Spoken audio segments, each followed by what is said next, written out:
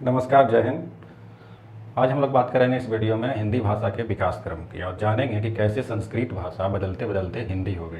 क्योंकि संस्कृत भाषा ही है जो सभी भाषाओं की जननी है। संस्कृत भाषा को मूल भाषा भी कहते हैं और उसी संस्कृत भाषा से सारी भाषाओं का जन्म हुआ। संस्कृत भाषा को देव भाषा भी कहते हैं क्योंकि देवतागण जो थे वो सभी इसी भाषा में बात करते थे।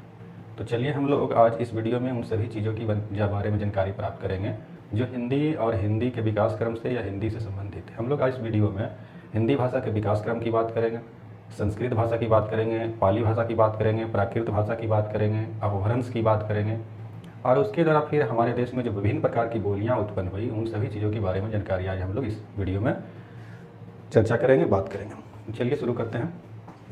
तो हिंदी भाषा का विकास क्रम के बारे में आज हम लोग चर्चा करेंगे। तो हम लोग जानते हैं कि हमारे जितनी भी भाषाएं हैं उसका जननी जो है वो संस्कृत भाषा है। संस्कृत भाषा से ही सारी भाषाओं का जन्म हुआ। तो उससे पहले हम कुछ और बताना चाहते हैं आपको कि पूरे विश्व के भी जितनी सारी भाषाएं हैं उनको लगभग जो है 10 भागों में बांटा गया। कितने भागों में बांटा गया है? 10 भागों, जिसमें हमारी हिंदी भी आती है। 10 भागों में जो बांटा गया, पूरे विश्व की भाषाओं को जो 10 भागों में बांटा गया, उन 10 भागों को कहते हैं भाषा परिवार। क्या कहते हैं? भाषा परिवार।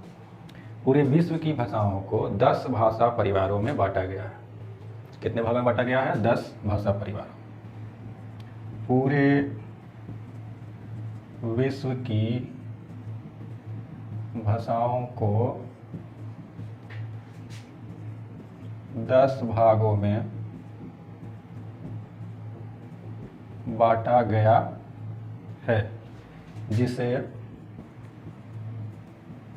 भाषा परिवार कहते हैं। जिसमें आपका भारत, यूरोपीय भाषा परिवार, पूरे विश्व की भाषाओं को 10 भागों में बांटा गया जिसे भाषा परिवार कहते हैं। तो 10 भाषा परिवारों में भारत यूरोपीय भाषा परिवार जो है सबसे बड़ा भाषा परिवार है। क्या है? सबसे बड़ा भाषा परिवार है। सबसे बड़ा भाषा परिवार कौन सा है? भारत यूरोपीय भाषा परिवार। और इसी भाषा परिवार के अंतर्गत, इसी भाषा परिवार में हमारी हिंदी भाषा आती है। हिंदी भाषा इसी भारत यूरोपीय भाषा परिवार के अंतर्गत आती है। भारत यूरोपीय भाषा परिवार के अंतर्गत आती है। अब बात करते हैं कि हिंदी हमारी भारत यूरोपीय भाषा परिवार के अंतर्गत आती है, तो क्या केवल हिंदी भाषा आती है इसके अंतर्गत? तो इस भारत यूरोपीय भाषा परिवार के अंतर्गत बहुत सी भाषाएं आती हैं। जैसे मान लीजिए इंग्लिश भाषा भी इसी के अंतर्गत आती है। बात करें अगर इस भाषा परिवार के अंतर्गत आने वाली भाषाओं की, तो इस भाषा परिवार के अंतर्गत लगभग विश्व की सभी प्रमुख भाषाएं आ जाती है। भारत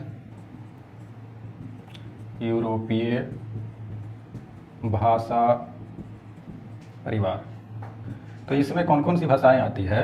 तो सबसे पहले तो हम हिंदी हमारी जो भाषा है वो इसी के अंतर्गत आती है। इंग्लिश भाषा जो है इसी के अंतर्गत आती है।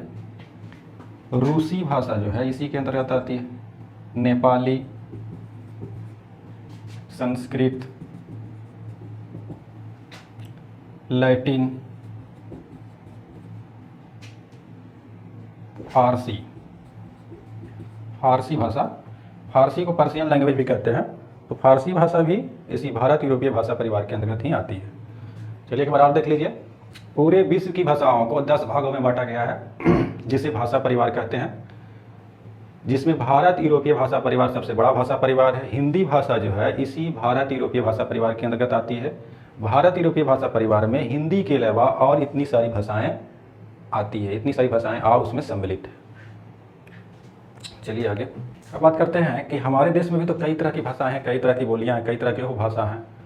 तो क्या हमारे देश की भाषाओं को भी इसी तरह से ग्रुपों में या भाषा परिवारों में बांटा गया है? तो बिल्कुल, हमारे यहाँ का कम विद्वान थे, उन लोग भी, हमारे यहाँ के लोगों ने भी भारत में जितनी भाषाएं हैं उसको कई भागों में बांटा है। इससे पहले मैं आपको एक बात बताना चाहता हूँ कि हमारे देश में एक अंग्रेज प्रशासनिक अधिकारी थे। क्या थे? एक अंग्रेज प्रशासनिक अधिकारी थे, जिन्होंने पूरे भारत का एक भाषाई सर्वेक्षण करवाया था। क्या करवाया था? भाषाई सर्वेक्षण करवाया था। एक अंग्रेज प्रशासनिक अधिकारी जिनका नाम था George Abraham Grierson. George Abraham Grierson.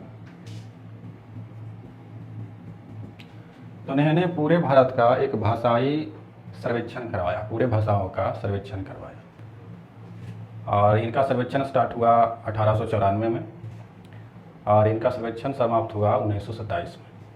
तो उनके द्वारा जो सर्वेक्षण किया गया और सर्वेक्षण के उपरांत यानी सर्वेक्षण के बाद जो उनके द्वारा जो संग्रहित जो ग्रंथ है उसका नाम है a linguistic survey of India. क्या नाम है? A linguistic survey of India. इनके द्वारा जो संग्रहित ग्रंथ है, इनके द्वारा संग्रहित ग्रंथ का नाम है ए लिंग्विस्टिक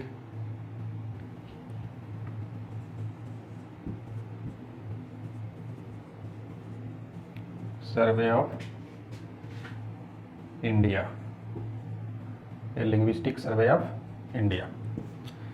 इस लिंग्विस्टिक सर्वे ऑफ इंडिया में उन्होंने भारत में उपस्थित कई तरह की बोलियों के बारे में चर्चा की है और कई तरह के भाषाओं के बारे में बताया।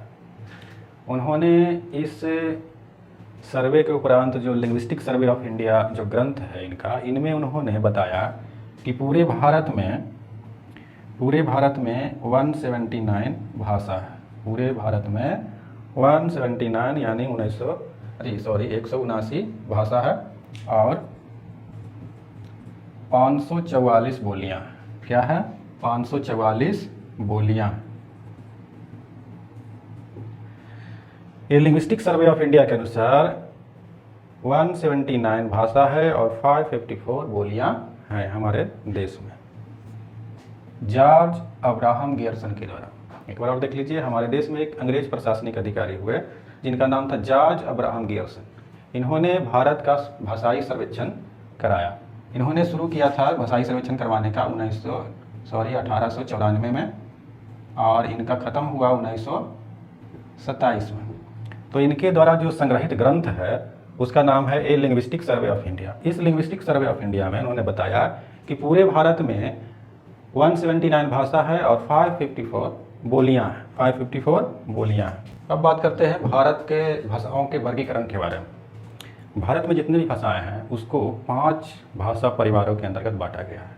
कितनी भाषा परिवारों के अंतर्गत? 5 भाषा परिवारों के अंतर्गत। हमारे देश में उपस्थित जितनी भी भाषाएं हैं पूरे देश के अंदर, उसमें सभी भाषाओं को 5 भाषा परिवारों के अंतर्गत बांटा गया, यानी 5 भाषा परिवारों में उसको बांट दिया गया। उसके प्रकार बनाए गए हैं 5 प्रकार। पूरे देश की भाषाओं को 5 प्रकार के भाषा परिवारों में बांट दिया गया है।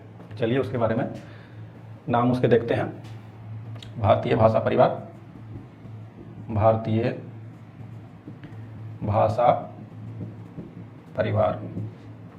तो भारतीय भाषा परिवार में पहला आता है आपका वही जो विश्व के अनुसार जो बांटा गया था भाषा परिवारों में, पूरे विश्व की भाषाओं को जब बांटा गया भाषा परिवारों में, तो जो पहला भाषा परिवार था भारत यूरोपीय भाषा परिवार, उसी भारत यूरोपीय भाषा परिवार नाम को यहाँ पर भी चिपका दिया गया, यानी पहले नंबर पर वही नाम आता है, भारत यूरोपीय भाषा परिवार। भारत यूरोपीय भाषा परिवार। दूसरे नंबर पर ऑस्ट्रिक भाषा परिवार। तीसरे नंबर पर द्रविड़ भाषा परिवार।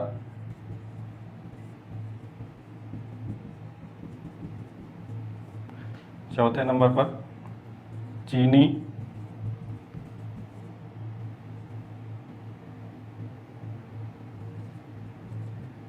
चीनी तिब्बती भाषा परिवार,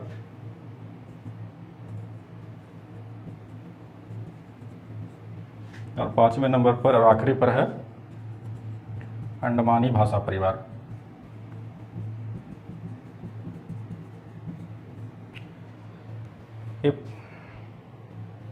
ये 5 भाषा परिवार है। पूरे देश की भाषाओं को 5 भाषा परिवारों में बांटा गया है, जिसमें पहला है भारत यूरोपीय भाषा परिवार, दूसरा है ऑस्ट्रिक भाषा परिवार, तीसरा द्रविड़ भाषा परिवार, चौथा चीनी तिब्बती भाषा परिवार और 5वां और आखिरी है अंडमानी भाषा परिवार। तो इन भाषाओं में कौन कौन सी भाषा आती है, इसमें कौन कौन सी भाषा आती है, ऑस्ट्रिक में कौन कौन सी भाषाएं आती है, द्रविड़ में कौन सी भाषा आती है। तो भारत यूरोपीय भाषा परिवार में भारत का जो मैदानी इलाका है, या जो कहिए गंगा जमुना का जो मैदानी इलाका है, उसमें जो उपस्थित भाषाएं हैं वो इसके अंतर्गत आ जाती हैं, भारत यूरोपीय भाषा परिवार के। ऑस्ट्रिक भाषा परिवार की अगर बात किया जाए, गंगा यमुना का मैदानी भाग की भाषा। अगर ऑस्ट्रिक भाषा के परिवार की बात किया जाए तो झारखंड, छत्तीसगढ़, उड़ीसा, पश्चिम बंगाल में बोली जाने वाली भाषा ऑस्ट्रिक भाषा परिवार के अंतर्गत आ जाती है। अगर बात किया जाए द्रविड़ भाषा परिवार की, तो दक्षिण भारत में जो उपस्थित भाषाएं हैं उसको द्रविड़ भाषा परिवार के अंतर्गत रखा गया है। दक्षिण भारत की भाषाएं।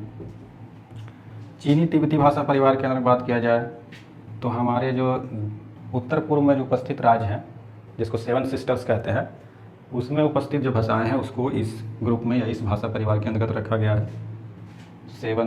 7 बहनों वाली राज्य, 7 बहनों वाली राज्य, या कहें तो उत्तर पूर्वी राज्य। अंडमानी भाषा परिवार की अगर बात किया जाए तो नाम से ही पता चलता है, अंडमान निकोबार में उपस्थित अंडमान निकोबार की भाषा। तो भारत यूरोपीय भाषा परिवार में आता है आपका गंगा जमुना का जो मैदानी भाग है, उसमें जो उपस्थित भाषाएं हैं, पूरा अगर आप पश्चिम से पूरब की तरफ अगर लाइन खींचे तो बीच का जो भाग है, मध्य भारत का भाग है, उसमें जो उपस्थित भाषाएं हैं उसको रखा गया है भारत यूरोपीय भाषा परिवार में। अगर ऑस्ट्रिक भाषा परिवार की अगर बात किया तो झारखंड, छत्तीसगढ़, उड़ीसा और पश्चिम बंगाल में उपस्थित जो भाषाएं हैं उसको रखा गया है ऑस्ट्रिक भाषा परिवार के अंतर्गत। अगर द्रविड़ भाषा परिवार की बात किया तो दक्षिण भारत में जो उपस्थित भाषाएं हैं, जो दक्षिण भारत में भाषाएं जो बोली जाती है, उसको रखा गया है द्रविड़ भाषा परिवार के अंतर्गत। और चीनी तिब्बती भाषा परिवार की अगर बात किया जाए तो हमारे उत्तर पूर्व में जो उपस्थित जो राज्य हैं, जो जिसको 7 सिस्टर्स कहते हैं, जो 7 राज्य हैं छोटे छोटे, जैसे असम, मिजोरम, मेघालय, मणिपुर, त्रिपुरा, तो इन छोटे छोटे राज्यों में जो उपस्थित भाषाएं हैं उसको चीनी तिब्बती भाषा परिवार के अंतर्गत रखा गया है। और बात की जाए अंडमानी भाषा परिवार की, तो अंडमान निकोबार में जो उपस्थित भाषाएं हैं उसको अंडमानी भाषा परिवार के अंतर्गत रखा गया है। अब बात करते हैं कि इन सभी जगहों पर कौन कौन सी भाषाएं हैं जो बोली जाती है। ये तो जगह का होगा, कौन कौन सी जगह पर कौन सी भाषा या कौन सी भाषा ग्रुप आती है। अब बात करते हैं कौन कौन सी भाषाएं हैं जो इन ग्रुपों में आती है या इन भाषा परिवारों में आती है। अब बात करें भारत यूरोपीय भाषा परिवार की, तो इस परिवार में हिंदी आती है, संस्कृत, अंग्रेजी, नेपाली और फारसी। बात करें ऑस्ट्रिक भाषा परिवार की, तो ऑस्ट्रिक भाषा परिवार में मुंडारी,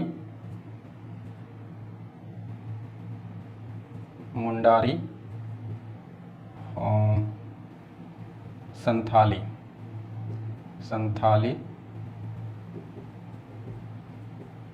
बात करें द्रविड़ भाषा परिवार में तो तमिल,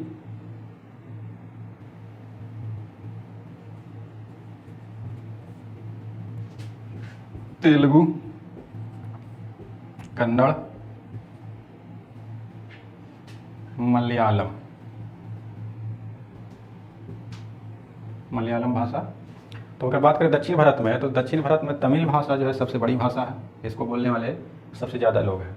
तमिल भाषा तमिलनाडु में बोली जाती है, तेलुगु भाषा आंध्र प्रदेश में, कन्नड़ कर्नाटक में और मलयालम केरल में बोली जाती है। बात करें चीनी तिब्बती भाषा की, तो चीनी तिब्बती भाषा में आता है मिजो, नागा, तिब्बती, मणिपुरी, असमिया और लद्दाखी आदि भाषाएं इस ग्रुप में आती है। बात करें अंडमानी भाषा की, तो अंडमानी में आता है जारवा और अंडमानी और ग्रेट अंडमानी।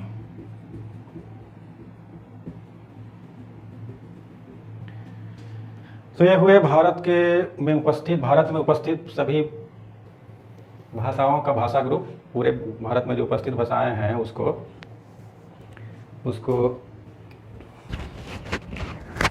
पूरे भारत में उपस्थित भाषा को 5 भाषा ग्रुपों में बांट दिया गया है।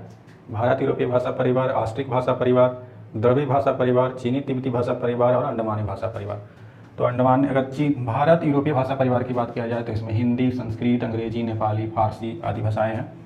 ऑस्ट्रिक भाषा की अगर बात किया जाए तो ऑस्ट्रिक भाषा मुंडारी, संथाली। द्रविड़ भाषा की बात किया जाए तो तमिल, तेलुगु, कन्नड़, मलयालम। चीनी तिब्बती भाषा की अगर बात किया जाए तो मिजो, नागा, तिब्बती, मणिपुरी, लद्दाखी आदि भाषाएं इस ग्रुप के अंतर्गत आती है। अंडमानी भाषा परिवार की अगर बात किया जाए तो जारवा, अंडमानी, ग्रेट अंडमानी भाषाएं अंडमान निकोबार भाषा ग्रुप में आती है और अंडमान निकोबार में बोली जाती है। चलिए अब बात करते हैं संस्कृत भाषा की। देखते हैं संस्कृत भाषा को।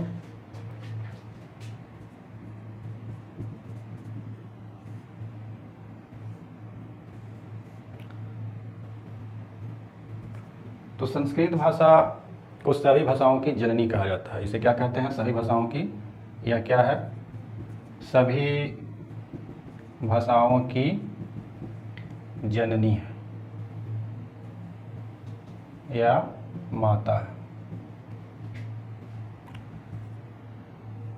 यह सबसे पुरानी भाषा है।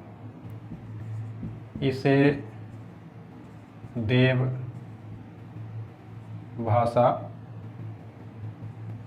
भाषा या देववाणी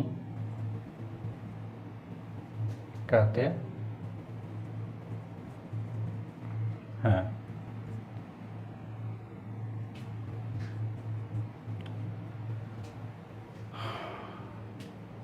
अब बात करते हैं कि सबसे पहले तो हमारे देश में संस्कृत भाषा बोली जाती थी। तो संस्कृत भाषा के बदलने के बाद संस्कृत भाषा में धीरे धीरे बदलाव हुआ, उनके शब्दों में बदलाव हुआ, उनके शब्द को बोलने का ढंग जो है या बोलने का जो टोन है वो धीरे धीरे बदलने लगा। और बदलने के बाद जो है वो धीरे धीरे एक अलग भाषा बन गया। उसको बोलने के तरीके के अनुसार उसका रूप बिल्कुल बदल गया और एक नई भाषा का जन्म होता है उससे। सबसे पहले हम इसी भाषा की बात करते हैं, संस्कृत भाषा की। तो संस्कृत भाषा जिस समय हमारे देश में बोली जाती थी तो इस संस्कृत भाषा के 2 रूप थे। इस संस्कृत भाषा के उस समय 2 रूप थे। एक को कहते हैं वैदिक संस्कृत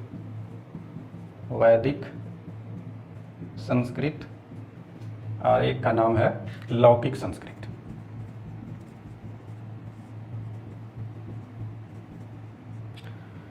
तो जिस समय हमारे देश में संस्कृत बोली जाती थी तो उसके 2 प्रकार थे, एक वैदिक संस्कृत और एक लौकिक संस्कृत। अब देखते हैं कि ये दोनों क्या है भाई, ये दोनों क्या काम करते हैं, क्यों बनाए गए थे 2 तरह के संस्कृत। तो वैदिक संस्कृत वो संस्कृत है जिसके द्वारा वेदों की रचना की गई, उपनिषदों की रचना की गई, पुराणों की रचना की। तो वैदिक संस्कृत जो होते थे बिल्कुल व्याकरण की दृष्टि से, व्याकरण के अनुसार बिल्कुल शुद्ध होते थे। यानी कहिए कि उस समय को जो बिल्कुल शुद्ध संस्कृत जो थी उसको वैदिक संस्कृत कहते हैं। और इसी वैदिक संस्कृत में, शुद्ध संस्कृत में ही वेदों की रचना की गई थी। इसके द्वारा क्या क्या किया गया? वेदों उपनिषदों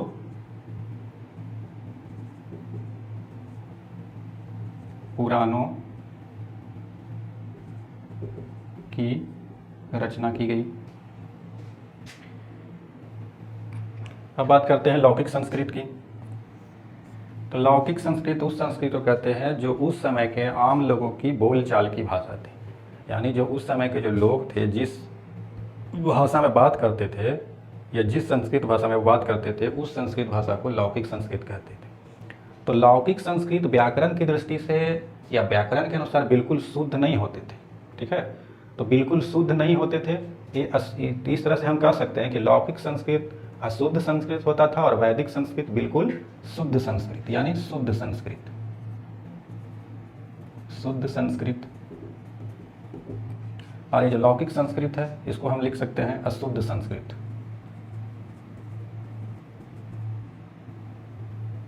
अशुद्ध संस्कृत।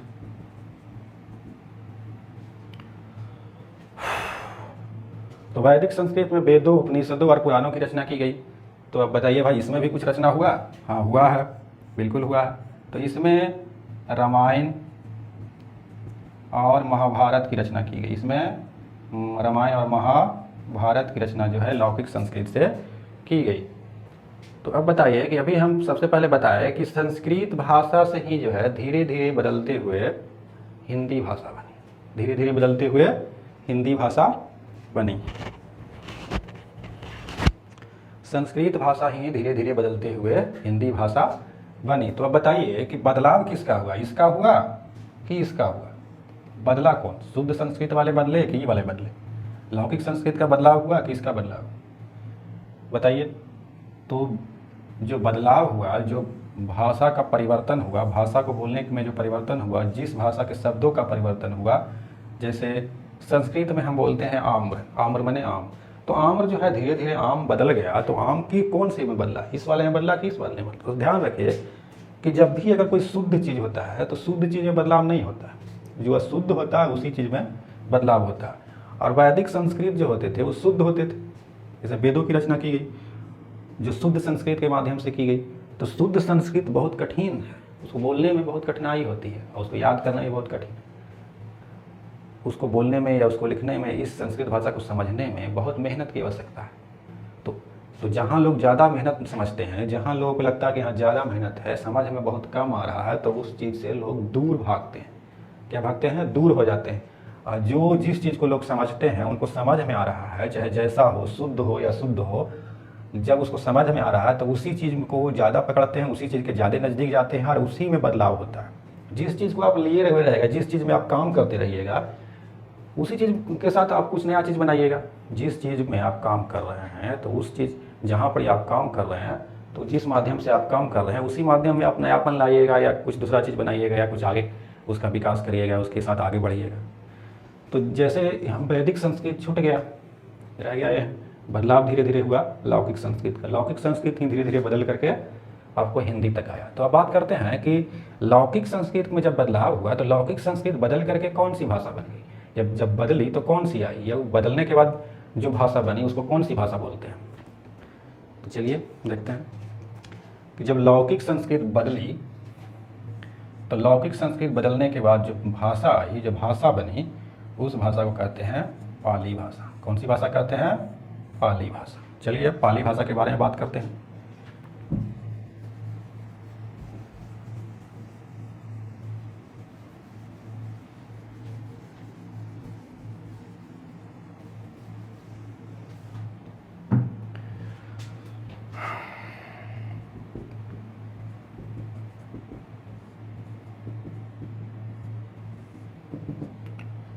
पाली भाषा तो सबसे पहले जानते हैं कि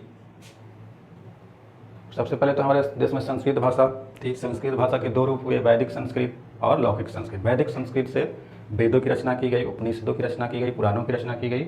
और लौकिक संस्कृत से रामायण और महाभारत की रचना की गई। और लौकिक संस्कृत ही बदल करके कौन सी भाषा बन गई? पाली भाषा। कौन सी भाषा बनी? पाली भाषा। तो पाली भाषा बनी तो इसको पाली नाम क्यों दे दिया गया? पाली ही नाम इसको क्यों दिया गया, कोई और नाम क्यों नहीं दिया गया? तो इस पाली नाम पर भी जो है हमारे विद्वानों में बहुत विरोधाभास है, मतलब मतभेद है। किसी कोई लोग इस चीज़ को अच्छी तरह से नहीं बताते हैं, या मतलब मतभेद है, मतलब कोई लोग इसको ऑथेंटिक नहीं मानते हैं कि कहाँ से इसकी उत्पत्ति हुई, कहाँ से आई। तो पाली भाषा की उत्पत्ति के लिए 2 कारण बताए गए हैं। पाली भाषा की उत्पत्ति के 2 कारण बताए गए हैं। पाली भाषा या पाली शब्द की उत्पत्ति के, पाली शब्द की उत्पत्ति, पाली शब्द की उत्पत्ति के 2 कारण बताए गए हैं। पाली शब्द जो है, कुछ विद्वानों का मानना है कि पाली शब्द जो है पाटलिपुत्र से बना है। किससे बना है? पाटलिपुत्र से। कुछ विद्वानों का मानना है कि पाली जो शब्द है वो पाटलिपुत्र से बना है। पाटलिपुत्र पटना का पुराना नाम पाटलिपुत्र। तो कुछ लोगों का कहना है, कुछ विद्वानों का कहना है कि पाली जो शब्द है वो पाटलिपुत्र से बना है। पाटलिपुत्र के आसपास जो भाषाएं बोली जाती थी उस समय, उसी को पाली शब्द या पाली भाषा कहते हैं। कुछ विद्वानों का ये मानना है। कुछ विद्वानों का मानना है कि पाली जो शब्द है वो मराठी भाषा का शब्द है। किस भाषा का? मराठी भाषा का।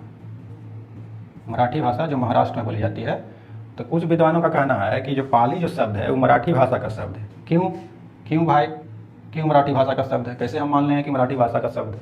तो कुछ विद्वान बताते हैं कि मराठी भाषा में पंक्ति को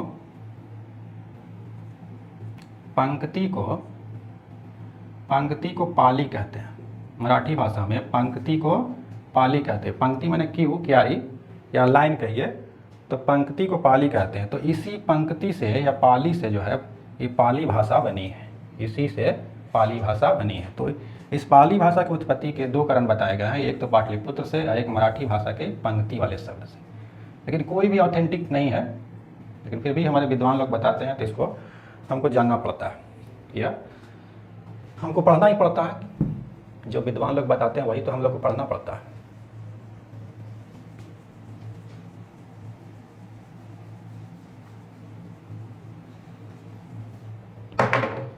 चलिए, तो बात करते हैं पाली भाषा की। तो पाली भाषा जो उस समय बोली जाती थी, पाली भाषा को कहते हैं बौद्ध धर्म की भाषा। पाली भाषा को कहते हैं किसकी भाषा? बौद्ध धर्म की भाषा। बौद्ध धर्म की भाषा कहते हैं। पाली भाषा को क्या कहते हैं? बौद्ध धर्म की भाषा। क्यों कहते हैं? क्योंकि भगवान बुद्ध के जो सारे उपदेश हैं, भगवान बुद्ध के जो सारे उपदेश हैं वो पाली भाषा में है। किस भाषा में है? पाली भाषा में। इसलिए पाली भाषा को बौद्ध धर्म की भाषा कहते हैं या बौद्धों की भाषा कहते हैं। तीसरा, पाली भाषा मौर्यों की राजभाषा भी कही जाती है। मौर्यों की राजभाषा। राजभाषा के मतलब उनके राज का कार्यकाल, जो भी काम होता था वो पाली भाषा में होता था।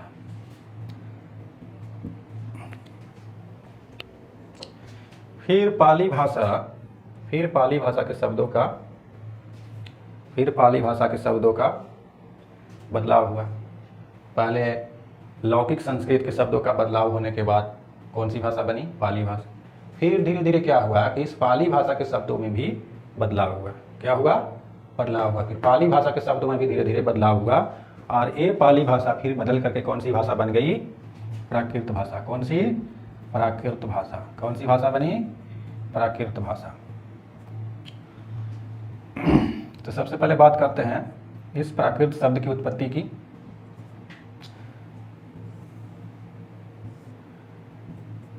प्राकृत शब्द की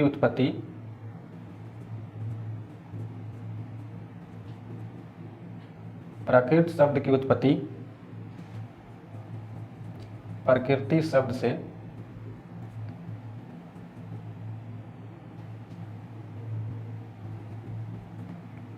हुई मानी जाती है।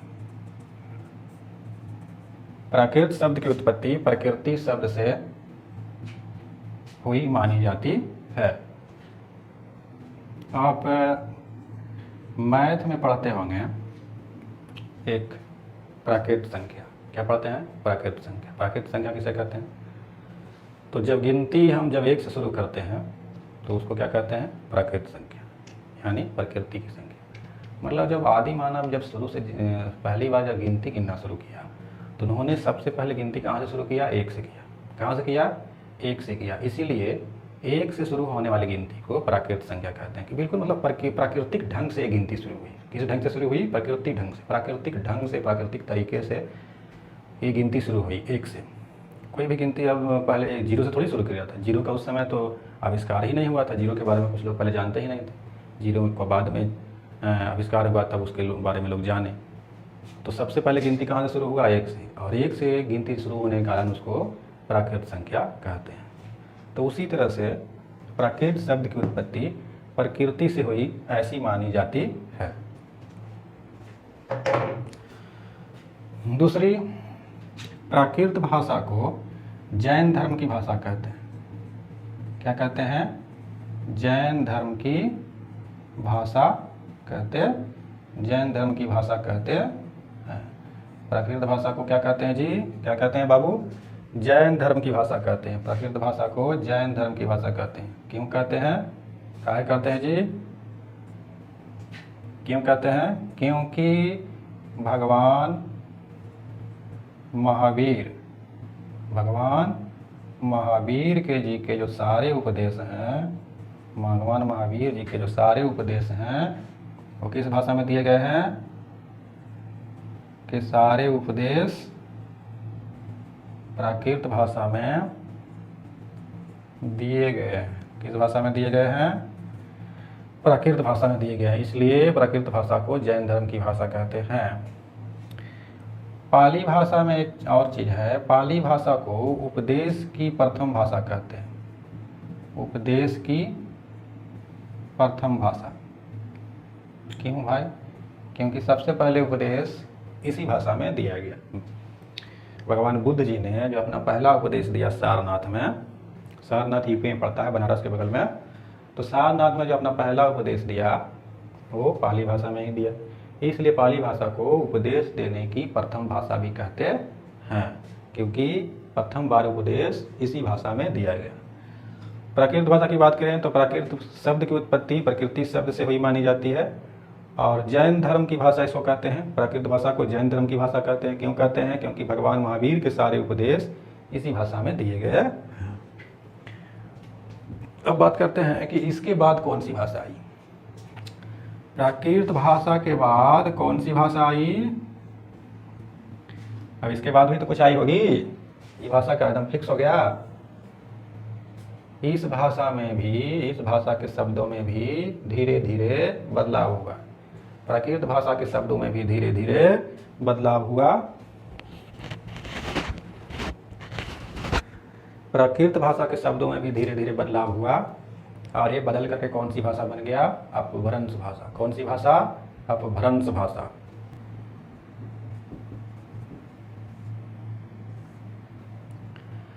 हाँ, तो प्राकृत भाषा किसमें बदल गई?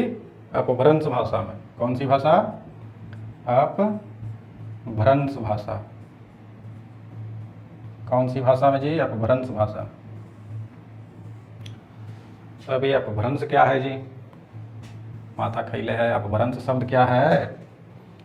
अपभ्रंश शब्द का क्या मतलब होता है? ये नया शब्द का है बनाया अपभ्रंश। अपभ्रंश का क्या मतलब होता है? अपभ्रंश का क्या मतलब होता है? तो अपभ्रंश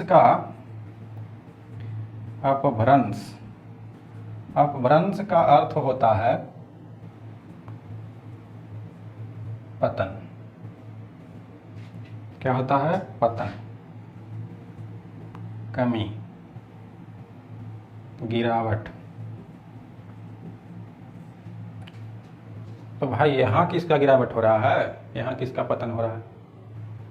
किसकी कमी हो रही है? किसका लॉस हो रहा है? किसमें हास हो रहा है? अपभ्रंश का शाब्दिक अर्थ है पतन, कमी होना, गिरावट होना। तो इसका क्या अर्थ है? किसका गिरावट हो रहा है? किसकी कमी हो रही है? तो हम यहाँ शुरू संस्कृत शब्द से ही बताते हुए आ रहे हैं कि जिस तरह से शब्दों में बदलाव होते गया, उस जैसे जैसे शब्दों में बदलाव होते गया वैसे वैसे एक नए नए शब्द, नए नई भाषाओं का जन्म होते गया। तो प्राकृत के शब्दों में जब बदलाव हुआ तो उसके बाद एक नई भाषा जन्म ली, जिस भाषा को कहते हैं अपभ्रंश भाषा। तो यहाँ जो अपभ्रंश शब्द है, ये अपभ्रंश शब्द का अर्थ होता है पतन, कमी होना, गिरावट होना। तो ये अपभ्रंश शब्द का और अच्छी तरह से अगर समझने की कोशिश करते हैं तो अपभ्रंश का अर्थ होता है, जैसे ले लीजिए पाटलिपुत्र। पाटलिपुत्र जो है बदल करके क्या हो गया, पटना। क्या बन गया, पटना।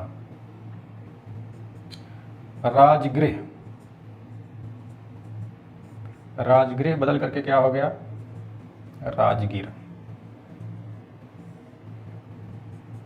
कलकत्ता बदल करके क्या हो गया, कोलकाता। वही तरह से बम्बई, मुंबई, मद्रास, चेन्नई। तो यहाँ देखिए कि पाटलिपुत्र में क्या हुआ, अपभ्रंश हुआ। क्या हुआ, अपभ्रंश हुआ। पाटलिपुत्र शब्द में क्या हुआ, अपभ्रंश हुआ। क्या हुआ, पतन हुआ। पाटलिपुत्र शब्द में क्या हुआ, अपभ्रंश हुआ। क्या हुआ, अपभ्रंश हुआ। पाटलिपुत्र शब्द में पतन हुआ। क्या हुआ, कमी हुआ। इसमें क्या आया, गिरावट आया। गिरावट होने के बाद क्या बन गया, पटना। उसी तरह से राजगृह शब्द में पतन हुआ, यानी इसका अपभ्रंश हुआ। अपभ्रंश होने के बाद क्या बन गया, राजगीर।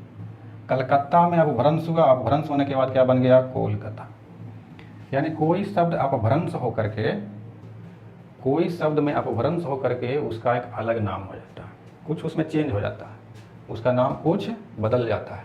जैसे पाटलिपुत्र बदल करके क्या हो गया, पटना। राजगीर बदल करके राजगीर हो गया। कलकत्ता बदल करके कोलकाता हो गया।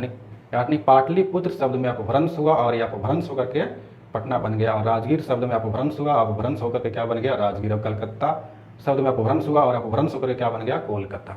तो अपभ्रंश का यही मतलब है कि किसी शब्द में बदलाव। यहाँ पर अपभ्रंश का मतलब है किसी शब्द में बदलाव या भाषा में बदलाव। विशेष करके इसका यही अर्थ है कि शब्दों में बदलाव।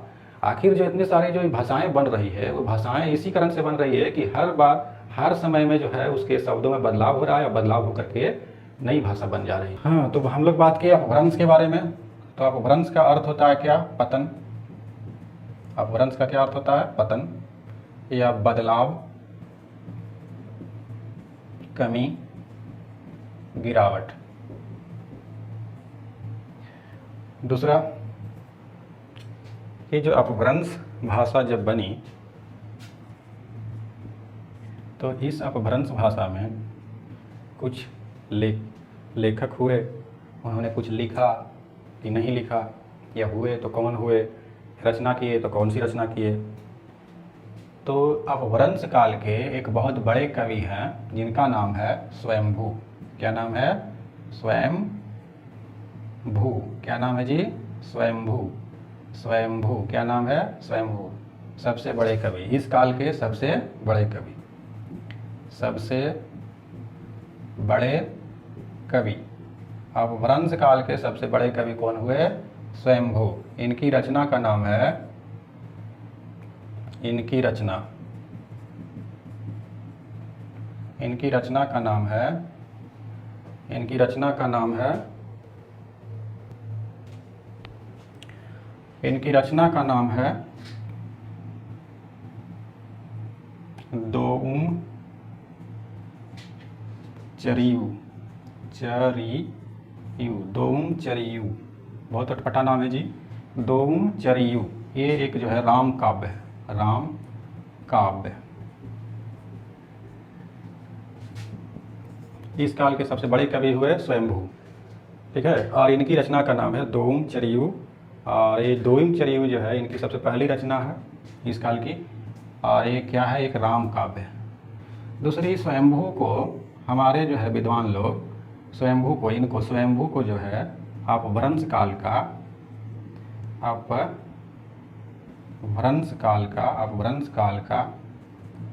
वाल्मीकि कहते हैं। क्या कहते हैं, वाल्मीकि। इनको अपभ्रंश काल का वाल्मीकि कहा जाता है। स्वयंभू जी को अपभ्रंश काल का वाल्मीकि कहा जाता है क्योंकि इस समय के सबसे बड़े कवि हुए। इनकी रचना का नाम है दोउम चरियु, जो एक राम काव्य है। और ये अपभ्रंश काल के सबसे बड़े कवि हैं और हमारे विद्वान लोग इनको अपभ्रंश काल का वाल्मीकि कहते हैं। अब बात करते हैं कि क्या इसके बाद भी कोई भाषा आई इसके बाद भी कोई भाषा आई तो बिल्कुल आई है जी, अभी पीछा नहीं छूटेगा, बहुत भाषा है। तो इनके बाद ही भाषाएं आई है। तो इनके बाद जो भाषा आई, अपभ्रंश काल के बाद जो भाषा आई उसका नाम है क्या है? अबहट। क्या नाम है? अबहट।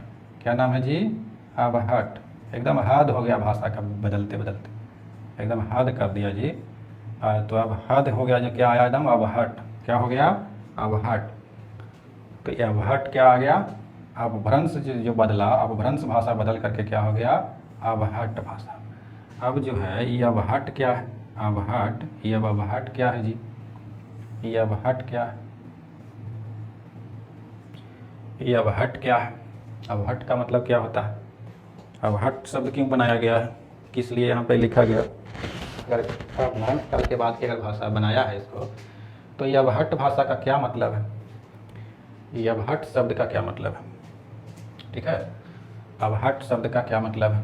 तो अबहट, अबहट का मतलब है अपभ्रंश का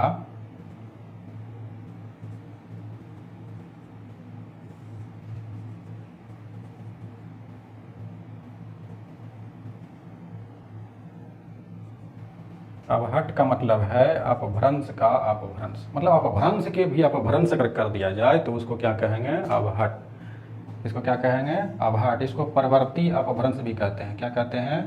परवर्ती अपभ्रंश। क्या कहते हैं? परवर्ती अपभ्रंश। तो अब बताइए कि अपभ्रंश का अपभ्रंश क्या होता है भाई? जैसे मान लिया अभी हम बताए आपको कि पाटलिपुत्र बदल करके क्या हो गया? पटना। अब पटना को अगर फिर बदल दिया जाए तो क्या हो जाएगा? अबहट हो जाएगा। एकदम हद कर दिया बदलते बदलते, समझ गए? तो क्या हो गया? अबहट हो गया। अब जैसे मान लिया कि संस्कृत में कुत्ता को क्या कहते हैं? कुकुर। हिंदी में हो गया कुत्ता। अब हम लोग यहाँ मगही में एकदम मार करके उसको क्या बोल देते हैं? कुतवा। तो कुतवा जो हो गया, अब क्या हो गया? एकदम अबहट भाषा। एकदम हद कर दिया उसको बदलते बदलते, शब्द को भी बदलते बदलते एकदम हद कर दिया भाई। ठीक है, तो ये अबहट भाषा हो गया। तब बात करते हैं कि ये अबहट भाषा काल में भी कुछ बना, कुछ कवि हुए इसमें? तो हाँ, बिल्कुल हुए हैं। तो ये अबहट भाषा काल के जो सबसे बड़े कवि हुए उसका नाम है विद्यापति। क्या नाम है? विद्यापति। क्या नाम है जी? विद्यापति। अबहट काल के सबसे बड़े कवि क्या हुए? विद्या कवि। सबसे बड़े कवि कौन हुए? विद्या कवि। और इनकी जो रचना है, इनकी कौन सी रचना है? कीर्तिलता। कौन सी रचना है जी? कीर्तिलता। कौन सी रचना है? कीर्तिलता। कौन सी रचना है इनकी? कीर्तिलता। जिनको इन्होंने किस समय लिखा? अबहट भाषा के कारण। विद्यापति जी ने भी अपनी भाषा को अबहट भाषा बोला। उन्होंने खुद अपनी भाषा को अबहट भाषा कहा। इसलिए अपभ्रंश काल के बाद की भाषा को अबहट भाषा कहते हैं। ठीक है, अब इसके बाद जो आती है, ध्यान दीजिएगा, इसके बाद जो भाषा आती है, इसके बाद अबहट भाषा के बाद जो भाषा आती है उसको बोलते हैं प्राचीन हिंदी। क्या बोलते हैं? प्राचीन हिंदी। क्या बोलते हैं? प्राचीन हिंदी। अबहट भाषा के बाद कौन सी भाषा आती है? प्राचीन हिंदी। अबहट भाषा के बाद कौन सी भाषा आती है? प्राचीन हिंदी। कौन सी भाषा आती है? प्राचीन हिंदी। सबसे पहले यहाँ हम आपको बताना चाहते हैं कि जो हिंदी शब्द है, ये हिंदी शब्द की उत्पत्ति कैसे हुई? हिंदी शब्द की उत्पत्ति कैसे हुई? हिंदी शब्द आखिर बना कैसे? हिंदी शब्द क्या पहले से था, बाद में आया? तो कैसे आया? किसने लाया? किसने सबसे पहले हिंदी शब्द की उत्पत्ति की? किसने सबसे पहले इसको हिंदी कहा? तो चलिए इस हिंदी शब्द की आज हम लोग पूरी जानकारी प्राप्त करते हैं कि हिंदी शब्द आखिर आया कहाँ से।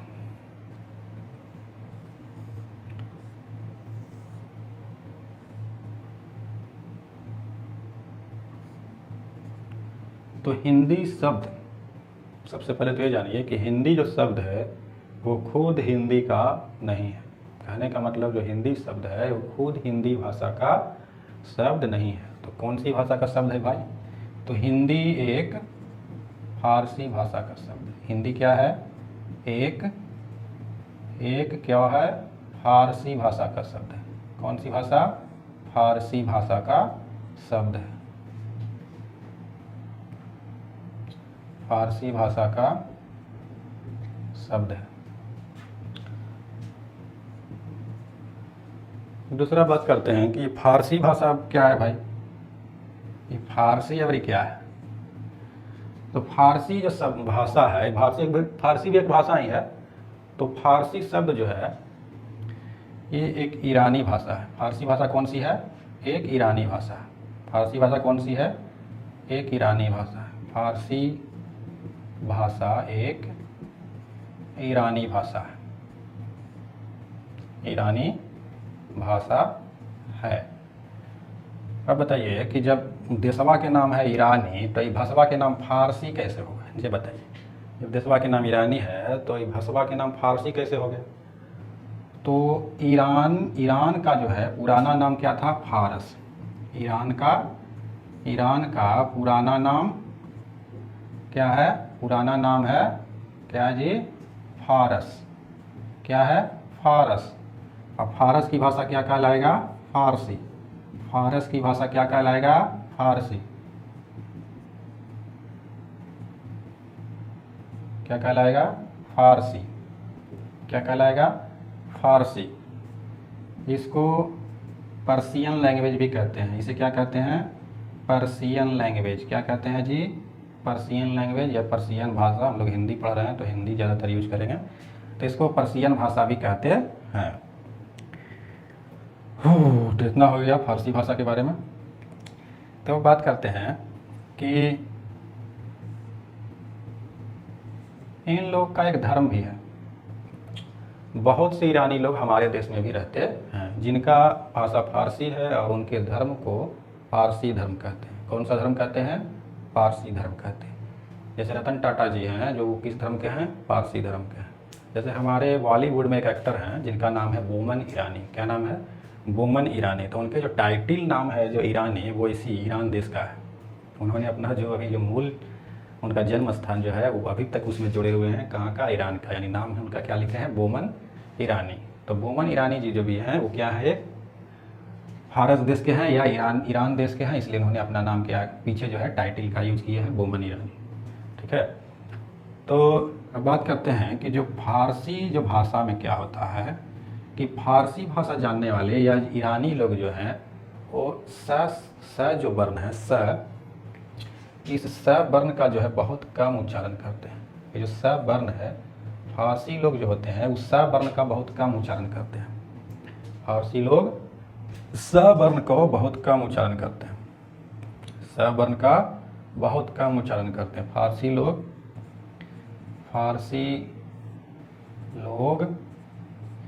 स ध्वनि का, स वर्ण का उच्चारण बहुत कम करते हैं। स की जगह वो लोग ह ध्वनि का उच्चारण करते हैं। किसका करते हैं, ह ध्वनि का, यह ह वर्ण का उच्चारण करते हैं।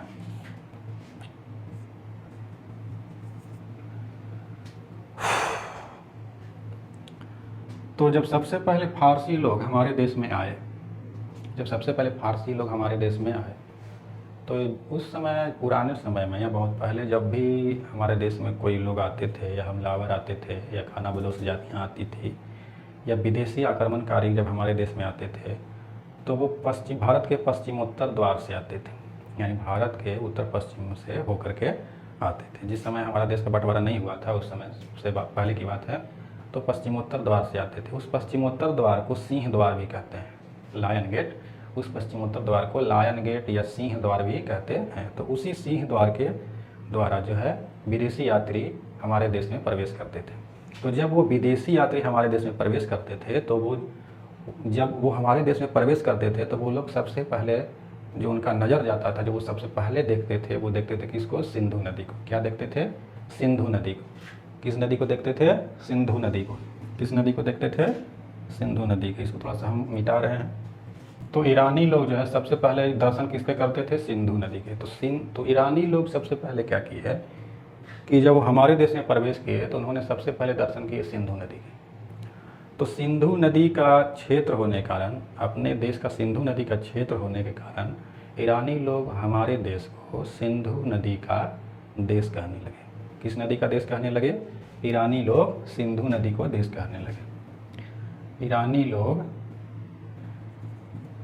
लोग हमारे देश को सिंधु नदी का देश कहने लगे। सिंधु नदी का देश या सिंधु नदी का क्षेत्र या सिंधु देश, सिंधु नदी का देश या सिंधु देश कहने लगे। क्या कहने लगे? सिंधु देश कहने लगे।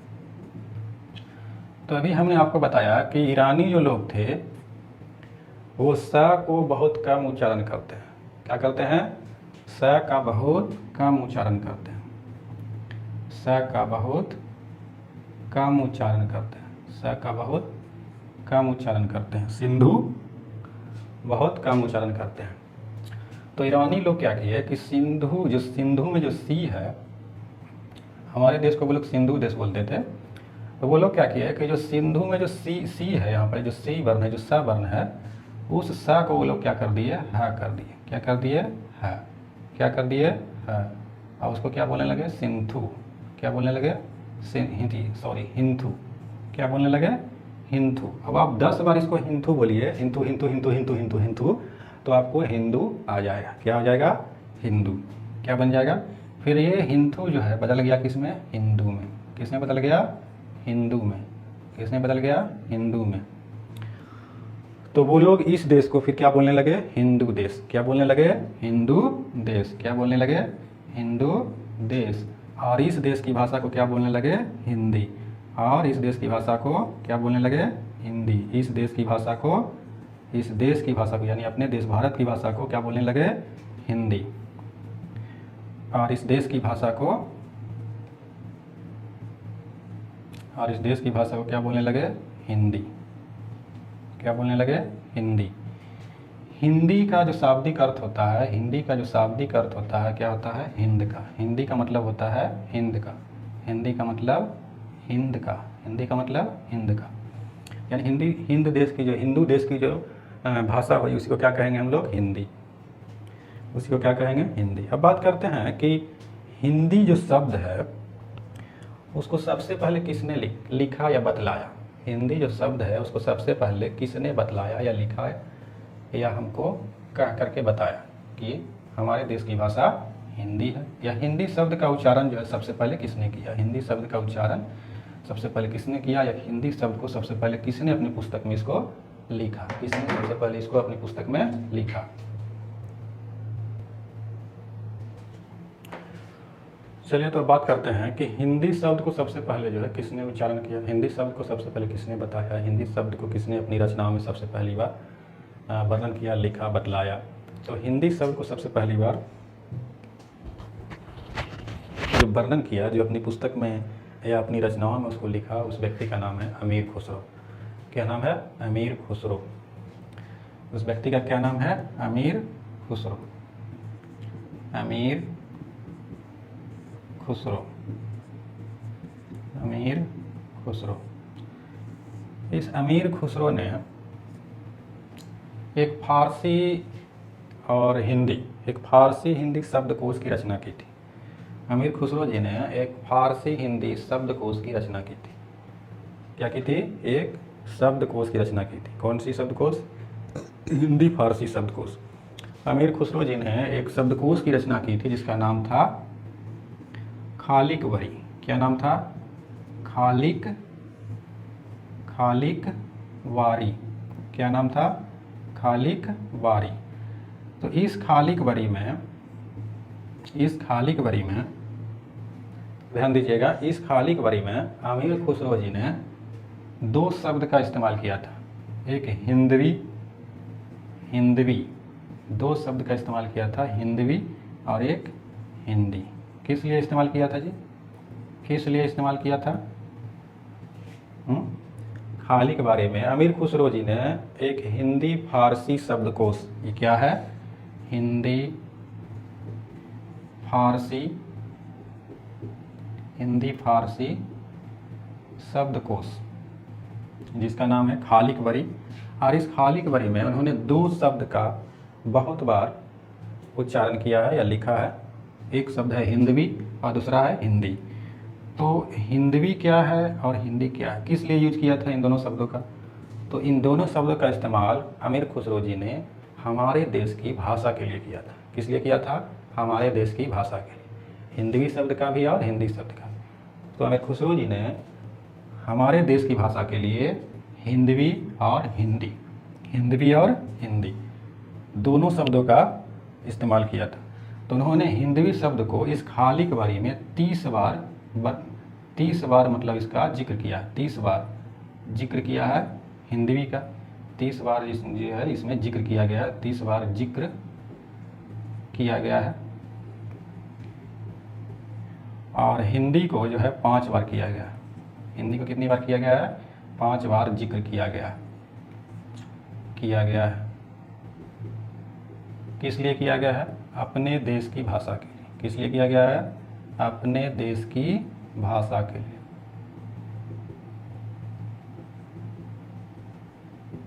तो इस तरह से जो है हमारे देश की भाषा हिंदी और हिंदी शब्द का उत्पत्ति हुआ है। हमारे हिंदी शब्द का उत्पत्ति हुआ, हमारे देश की भाषा हिंदी जो है उस हिंदी शब्द की उत्पत्ति हुआ है। हिंदी शब्द कौन सा शब्द है, किस भाषा का शब्द है? तो फारसी भाषा का शब्द है। इसको सबसे पहले किसने बताया? अमीर खुसरो जी ने। कहाँ बताया? तो उन्होंने एक शब्दकोश की रचना की थी जिसका नाम है खालिक बारी। और एक खालिक बारी क्या है? हिंदी फारसी एक शब्दकोश है। और इस शब्दकोश में उन्होंने हिंदवी शब्द को 30 बार जिक्र किया है और हिंदी शब्द को 5 बार जिक्र किया है। किस लिए किया है? तो भारत देश की भाषा के लिए किया है। किस लिए किया है? भारत देश की भाषा के लिए किया है। तो हमने आज पढ़ा संस्कृत भाषा, पाली भाषा, प्राकृत भाषा, अपभ्रंश, अपभट्ट और प्राचीन हिंदी। इसके बाद प्राचीन हिंदी की बात करते हैं। प्राचीन हिंदी की बात करते हैं। बात करें प्राचीन हिंदी की, तो प्राचीन हिंदी जो है किससे बनी? अवहट्ट भाषा से। अवहट्ट भाषा के शब्दों में जब परिवर्तन हुआ, जब अवहट्ट भाषा के शब्दों में बदलाव हुआ, परिवर्तन हुआ, उसके शब्दों में अपभ्रंश हुआ, तो अपभ्रंश के उपरांत जो है प्राचीन हिंदी हमारे देश में आई। पहली बार कब बनी? अगर हिंदी की बात किया जाए, प्राचीन हिंदी की बात किया जाए, तो प्राचीन हिंदी की अगर बात करते हैं, जैसे भी हम प्राचीन हिंदी बोलते हैं, तो प्राचीन हिंदी जो है अपभ्रंश और अवहट्ट की बात की जो भाषा है वो कौन सी है? प्राचीन हिंदी है। अब प्राचीन हिंदी में क्या हुआ भाई? इस समय कोई कवि हुए कि नहीं हुए? तो इस समय एक बहुत बड़े कवि हुए जिसको हिंदी का प्रथम कवि कहते हैं, जिसको हिंदी भाषा के प्रथम कवि कहते हैं। इस काल में, प्राचीन हिंदी काल में एक बहुत बड़े कवि हुए जिनको हिंदी का प्रथम कवि कहते हैं, जिनका नाम है सरहपा। क्या नाम है? सबसे बड़े कवि इस समय के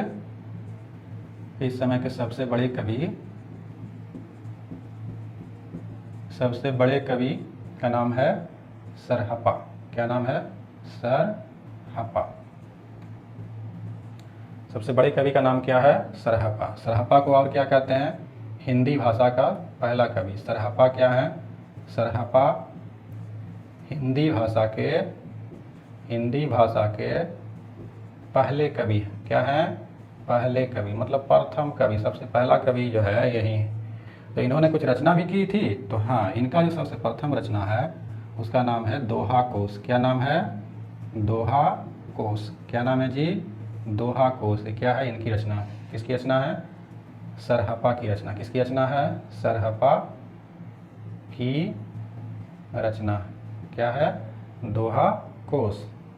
इनकी रचना का क्या नाम है? दोहा कोश। इस काल के सबसे बड़े कवि कौन हुए? सरहपा हुए। और सरहपा जी को जो है हिंदी के पहले कवि, हिंदी का पहला कवि की अगर बात किया जाए, पूछा जाए कि हिंदी के सबसे पहले कवि कौन थे, तो सबसे पहले कवि थे सरहपा जी। और इनकी जो रचना है उसका नाम है दोहा कोश। क्या नाम है? दोहा कोश नाम है। इसके बाद आगमन होता है मध्यकालीन हिंदी की। इसका आगमन होता है मध्यकालीन हिंदी। मध्यकालीन हिंदी। तब बात करते हैं मध्यकालीन हिंदी। मध्यकालीन हिंदी में क्या हुआ? तो मध्यकालीन हिंदी का आगमन आते आते जो हिंदी थी, जो हिंदी भाषा थी उस समय की, वो हिंदी भाषा में कई बोलियां जन्म लेने लगी, कई बोलियाँ जन्म लेने लगी, कई बोलियाँ जन्म लेने लगी। अब बोली क्या होता है जी? बोली क्या होता है? अगर बोली के बारे में जानना है तो मैंने एक वीडियो बना चुका हूँ उसके बारे में, अगर आपको जानना है तो उस वीडियो को आप देख लीजिएगा। यहाँ आपको कुछ बता देते हैं। बोली का मतलब होता है अगर भाषा का जो क्षेत्रीय रूप होता है, भाषा को जो बोलने का जो लोकल जो ढंग होता है, जो गांव देहात में या कहिए जो क्षेत्रीय इलाका में जो उसका बोलने का जो ढंग होता है, किसी भी भाषा को उसको बोली कहते हैं। तो उसी मध्यकालीन हिंदी के समय हमारे देश में कई प्रकार की बोलियाँ जन्म लेने लगी, कई प्रकार की बोलियाँ जन्म लेने लगी। तो कैसे जन्म लेने लगी, किस तरह से जन्म लेने लगी? तो उसी तरह से क्षेत्रीय रूप के कारण, मतलब किसी एक जगह की बात नहीं है।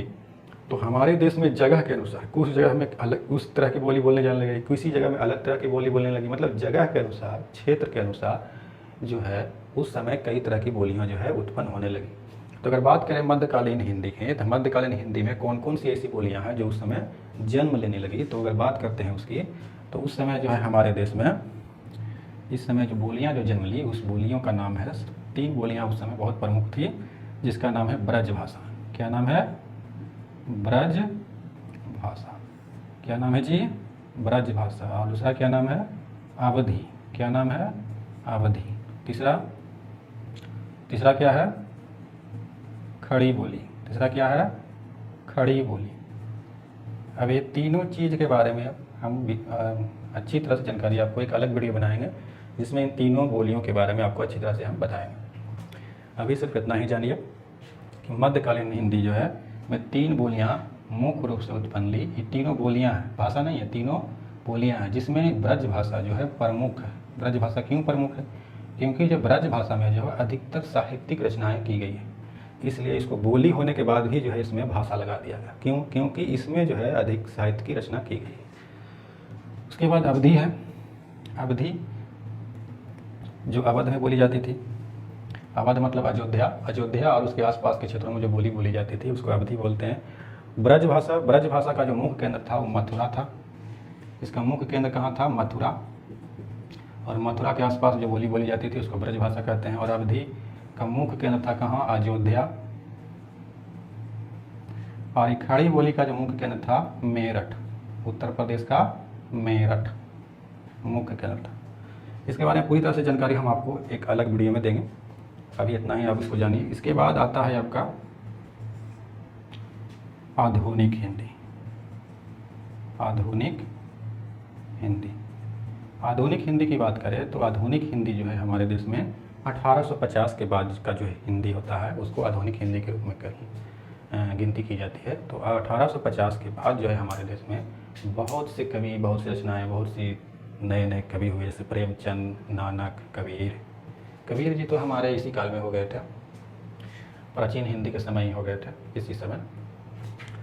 तो जैसे निराला जी हुए, सुमित्रानंदन पंत जी हुए, जयशंकर जी हो गए, तो ये सब जो है आधुनिक हिंदी काल में इनका आगमन होता है। तो चलिए अब हम लोग ये जो सभी भाषाओं का जो आगमन हुआ, संस्कृत, पाली, प्राकृत और अपभ्रंश, अपहट, इन सब को जो है हम लोग देखते हैं कि किस काल में कौन सी भाषा का आगमन हुआ, किस काल में कौन सी भाषा का आगमन हुआ। तो चलिए हम लोग काल के अनुसार देखते हैं, हम लोग काल के अनुसार देखते हैं कि कौन सी भाषा का आगमन किस काल में हुआ। ठीक है, फिर बात करें तो सबसे पहले हमारे देश में कौन सी भाषा आई? संस्कृत। संस्कृत, इसके बाद पाली, इसके बाद प्राकृत, इसके बाद अपभ्रंश, इसके बाद अवहट, अवहट के बाद भाषा आती है प्राचीन हिंदी,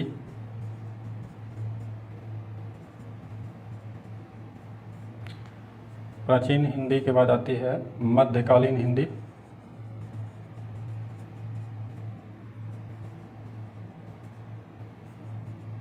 मध्यकालीन के बाद आधुनिक हिंदी,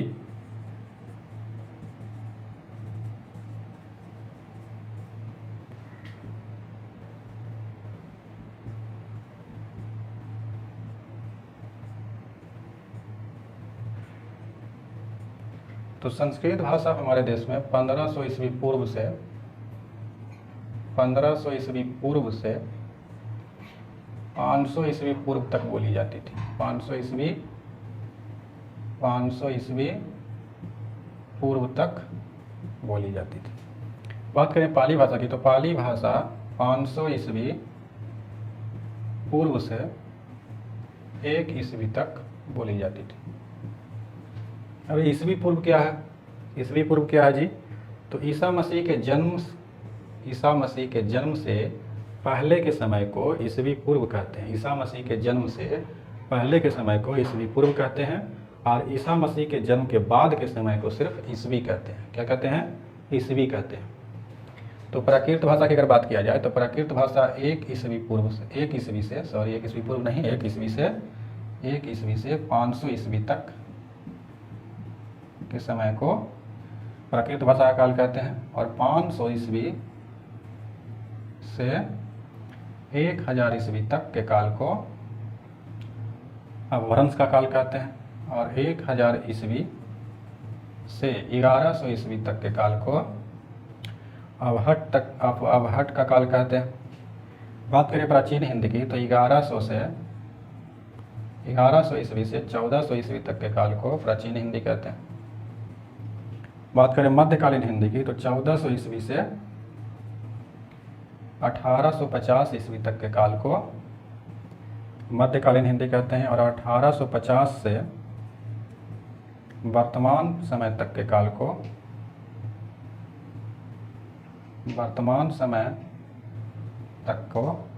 आधुनिक हिंदी का काल कहते हैं। तो ये है आपका काल के अनुसार अगर इसको विभाजन किया जाए तो समय के अनुसार इस तरह से हमारे देश में भाषाओं का परिवर्तन हुआ, बदलाव हुआ, और इस तरह से संस्कृत से बदलते बदलते हमारी भाषा हिंदी हो गई। तो आज की वीडियो में इतना ही, मिलेंगे अगली वीडियो में, तब तक के लिए धन्यवाद।